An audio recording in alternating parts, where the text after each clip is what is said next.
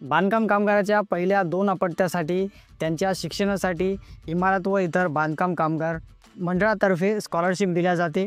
जर विद्यार्थी 11वी किंवा 12वीमध्ये शिकत असल्यास त्यांना 10,000 रुपये प्रतिवर्ष स्कॉलरशिप दिल्या जाते। तर यासाठी कामगाराकडून एजंट लोक खूप प्रमाणे पैसे घेतात। तर तुम्हाला कोणत्याच एजंटला पैसे द्यायची गरज नाही, तुम्ही घरी बसल्या यासाठी अर्ज करू शकता, तुम्ही घर बसल्या फॉर्म भरू शकता। तर वर्ग 11वी व 12वीसाठी स्कॉलरशिपचं फॉर्म ऑनलाईन कसं घर बसल्या भरायचं याचा संपूर्ण माहिती या व्हिडिओमधून तुम्हाला मिळणार आहे। तर 11वी व 12वीसाठी स्कॉलरशिपचं फॉर्म घर बसल्या कसं भरायचं, त्यासाठी काय काय कागदपत्र लागतात, पूर्ण प्रोसेस काय आहे याची A to Z संपूर्ण माहिती या व्हिडिओमधून तुम्हाला मिळणार आहे। हा व्हिडिओ पाहिल्यानंतर तुम्हाला कोणताच व्हिडिओ पाहायची गरज पडणार नाही। तर यासाठी व्हिडिओ शेवटपर्यंत बघा। चॅनलवरती नवीन आले असल्यास चॅनल सबस्क्राईब करा, कारण मी इर्शाद खान पठाण आपल्यासाठी अशीच माहितीची व्हिडिओ आणत असतो।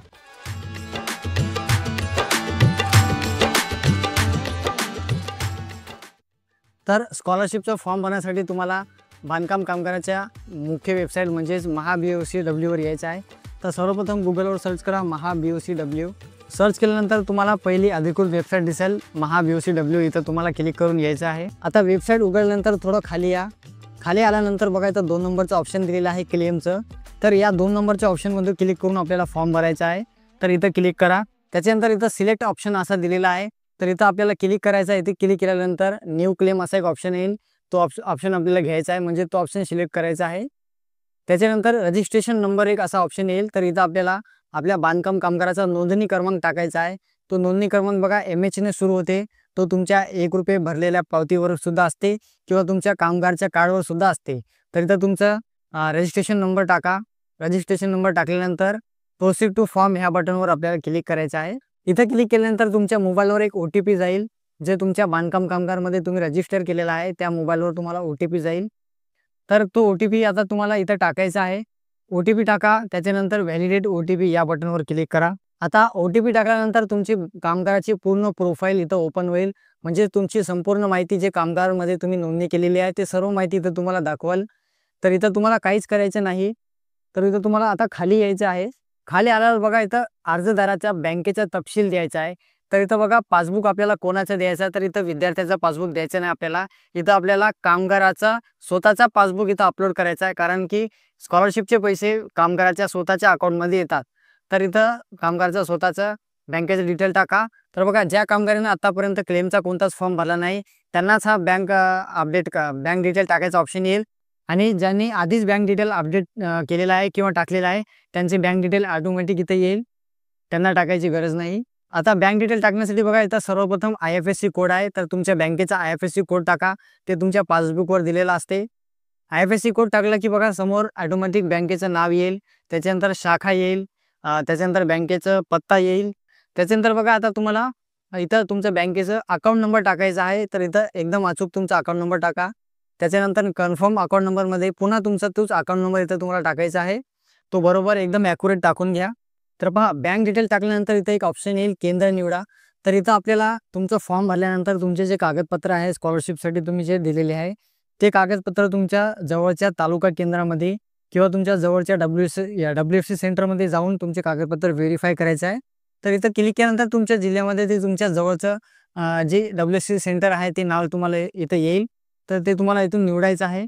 त्याच्यानंतर खाली तुम्हाला आता ऑप्शन येईल की सिलेक्ट स्कीम, म्हणजेच योजना श्रेणी निवडा। तर आता आपण स्कॉलरशिपसाठी फॉर्म भरत आहोत, म्हणजे शैक्षणिक कल्याण योजना हा ऑप्शन तुम्हाला निवडायचा आहे। त्याच्यानंतर बघा समोर योजना निवडा, म्हणजे स्कीम सिलेक्ट स्कीम करायची आपल्याला। तर इथं आपण बघा 11वी 12वीसाठी स्कॉलरशिपचा फॉर्म भरत आहोत। तर बघा याच्यामध्ये E03 हा 3 नंबरचा ऑप्शन आहे, म्हणजे 11वी 12वीच्या विद्यार्थ्यांना 10,000 रुपये स्कॉलरशिप असा एक ऑप्शन आहे 3 नंबरचा E03। तर हे ऑप्शन आपल्याला निवडायचं आहे। तर बघा वरचा जे ऑप्शन आहे ते कोणासाठी आहे, तर ज्या कामगाराच्या विद्यार्थ्यांनी 10वी मध्ये किंवा 12वी मध्ये 50% किंवा त्यापेक्षा अधिक मार्क घेतले असेल, तर त्यांना ते ॲडिशनल अजून 10,000 रुपयासाठी फॉर्म भरता येते। त्यासाठी आपण वेगळा व्हिडिओ बनवणार आहोत। तर आता आपण 11वी 12वीसाठी फॉर्म भरत आहोत, तर त्यासाठी तुम्हाला E03 असा 3 नंबरचा ऑप्शन घ्यायचा आहे।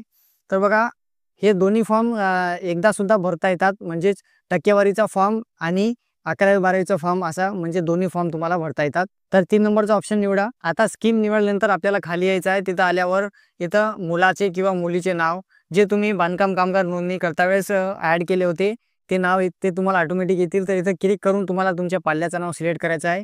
जर इथं नाव नसेल ॲड नसतील तुमचे केलेले तर तुम्ही कामगार ऑफिसमध्ये जाऊन पाल्याचे नाव ॲड करू शकता. तर तुम्ही ज्या पाल्याचा फॉर्म भरत आहात ते पाल्याचं नाव निवडा. त्याच्यानंतर आधार क्रमांक इथं ऑटोमॅटिक येईल, त्याचं वयसुद्धा ऑटोमॅटिक येईल. त्याच्यानंतर बघा महाविद्यालयाचे म्हणजेच आता तुमचा विद्यार्थी कोणत्या कॉलेजमध्ये आहे त्या कॉलेजचं इथं नाव टाकायचं आहे. त्याच्यानंतर महाविद्यालयाचा पत्ता, तुमचा विद्यार्थी कोणत्या कॉलेजमध्ये आहे तो विद्यालयाचा इथं पत्ता टाकायचा आहे. त्याच्यानंतर समोर इथं बघा महाविद्यालयाचे म्हणजेच कॉलेजचे ईमेल आय डी टाकायचा आहे. ईमेल आय डी शाळेमध्ये विचारून घ्या, ते तिथून तुम्हाला ईमेल आय डी मिळून जाईल. त्याच्यानंतर कॉलेजचा फोन नंबर सुद्धा शाळेमधून तुम्हाला विचारून घ्यायचा आहे आणि इथं तो कॉलेजचा नंबर इथं तुम्हाला टाकायचा आहे. आता त्याच्यानंतर बघा तुम्ही कोणत्या वर्गासाठी फॉर्म भरत आहेत, म्हणजे 11वी आहे की 12वी तो ऑप्शन तुम्हाला इथून घ्यायचा आहे. तर तुमचं योग्य ऑप्शन घ्या. त्याच्यानंतर बघा आता इथं शिक्षणाचं मंडळ घ्यायचं आहे. तर विद्यार्थी ज्या बोर्डामधून शिकत आहेत तो बोर्डाचं नाव टाकायचं आहे. त्याच्यामध्ये बघा जिल्हा परिषद शाळा किंवा गव्हर्नमेंट शासन शाळा असेल तर महाराष्ट्र स्टेट बोर्ड म्हणजेच महाराष्ट्राचं जे बोर्ड आहे ते बोर्डाचं नाव इथं तुम्हाला पूर्ण टाकायचं आहे. महाराष्ट्राचं स्टेट बोर्डचं नाव इथं याप्रमाणे आहे बघा स्क्रीनवर दिल्यानुसार. त्याच्यानंतर तुम्ही जर CBSE बोर्डमध्ये शिकत असाल तर पूर्ण CBSE बोर्डाचं नाव इथं टाकायचं आहे किंवा इतर कोणत्याही तिसऱ्या बोर्डमध्ये शिकवत असाल तर त्या बोर्डाचं नाव तुम्हाला टाकायचं आहे. तर त्याच्यानंतर बघा डेट ऑफ ॲडमिशन म्हणजे इथं तुम्ही ॲडमिशन घेतल्याची तर तुम्हाला तारीख टाकायची आहे. तारीख माहीत नसेल तर तुम्ही शाळेमध्ये विचारून घेऊ शकता. तो तारीख इथं तुम्हाला टाकायची आहे. इथं कॅलेंडर दिलेलं बघा, इथं कॅलेंडरवर क्लिक केल्यानंतर तारीख टाकायचं ऑप्शन इथं येईल. तर तुमची योग्य ॲडमिशन तारीख टाकून घ्या. आता बघा वरची शैक्षणिक डिटेल टाकल्यानंतर खाली तुम्हाला आता कागदपत्रे अपलोड करायची आहे. तर सर्व कागदपत्र ओरिजिनल तुम्हाला अपलोड करायची आहे. तर त्यामध्ये बघा सर्वप्रथम आहे 1 नंबरमध्ये बोनाफाईड सर्टिफिकेट. तर तुम्हाला तुमच्या चालू शैक्षणिक सत्राचं बोनाफाईड टाकायचं बघा. चालू वर्षाचं बोनाफाईड टाकायचं आहे आणि बोनाफाईड प्रमाणपत्रावर शैक्षणिक सत्र असणे आवश्यक आहे. नसेल तर आधीच टाकून घ्या. तर इथं ब्राउज बटन दिलेलं बघा, इथं ब्राउज बटनवर क्लिक करून तुमचं बोनाफाईड अपलोड करून घ्या.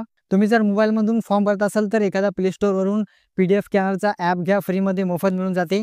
तिथं फोटो काढून त्याचा PDF करून मोबाईलमध्ये सेव्ह करून घ्या आणि यानुसार अपलोड करून घ्या. त्याच्यानंतर 2 नंबर बघा तुम्हाला कॉलेजचं आयडेंटिटी कार्ड द्यायचं आहे. तर कॉलेजचं आयडेंटिटी कार्ड तुमचं जर नसेल तर बनवून घेऊ शकता एखाद्या दुकानावरून. त्याच्यानंतर 3 नंबर दिलेला आहे बघा तुमच्या पाल्याचं आधार कार्ड. इथं तुम्हाला आधार कार्ड अपलोड करायचं आहे. त्याच्यानंतर 4थ्या नंबरमध्ये रेशन कार्ड अपलोड करायचं आहे. तर रेशन कार्डमध्ये पाल्याचं नाव असणे आवश्यक आहे. नसेल तर तुम्हाला स्कॉलरशिप मिळत नाही. तर आधी रेशन कार्डमध्ये नाव टाकून घ्या. त्याच्यानंतर स्कॉलरशिपसाठी फॉर्म भरा. आणि बघा 5 नंबरला अजून एक ऑप्शन येईल, ज्यांनी बँकेचं डिटेल आतापर्यंत ॲड केलेलं नाही त्यांनी बँक पासबुक 5व्या नंबरमधून ॲड करायचं आहे. ज्यांनी आधी ॲड केलेलं आहे त्यांना ते ऑप्शन येणार नाही. त्याच्यानंतर अजून खाली यायचं आहे. आता इथं कागदपत्रे पडताळले म्हणून एक बॉक्स दिलेला आहे. तर इथं तुम्हाला राईट करायचं आहे, म्हणजे तुम्ही जे अपलोड केलेले डॉक्युमेंट आहेत ते सगळे बरोबर आहे ते तुम्ही स्वतः पडताळून घ्यायचे आहे. त्याच्यानंतर या बॉक्सवर क्लिक करायचं आहे आणि असं एक जे बॉक्स येईल तिथे तुम्हाला यस करायचं आहे. त्याच्यानंतर खाली एक ऑप्शन आहे इथं बघा click to load visit date. तर तुम्हाला जवळच्या WFC सेंटरमध्ये हे कागदपत्र अपलोड करायसाठी इथं तारीख निवडायची आहे.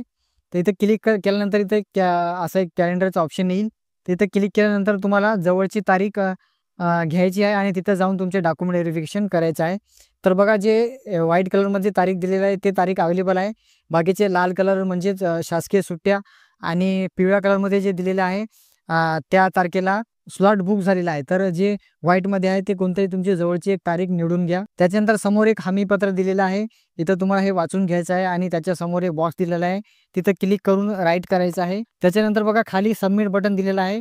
सर्व माहिती चेक केल्यानंतर डॉक्युमेंट चेक केल्यानंतर आणि तुम्ही भरलेली माहिती एकदा चेक केल्यानंतर सबमिट बटनावर क्लिक करा.